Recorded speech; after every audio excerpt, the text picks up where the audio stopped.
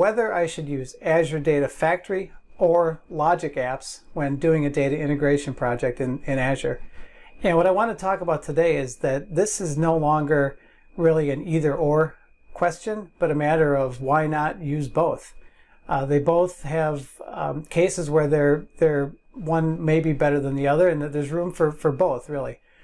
So when I think about Azure Data Factory, I tend to think that it's better designed for retrieving data sets from cloud sources. So certainly things like databases, or maybe an online application like Salesforce that has direct integration with Data Factory, and something that provides you larger data sets that can be easily loaded into a table or into maybe a flat file or something like that.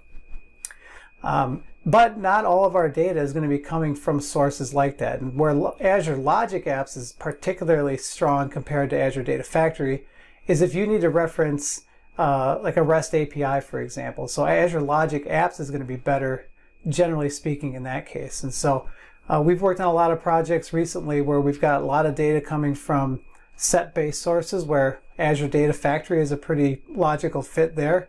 But other data, we need to access an application via a REST API, and Azure Logic Apps generally works better in that situation. So it's not a matter in that case of choosing one or the other. It's absolutely an acceptable approach to use both. This is particularly true in a lot of cloud platform technologies today, where both of these don't require any upfront cost or equipment to get started up, so you do not have to decide up front between one or the other, and I would encourage you to consider using both. It doesn't have to be one or the other.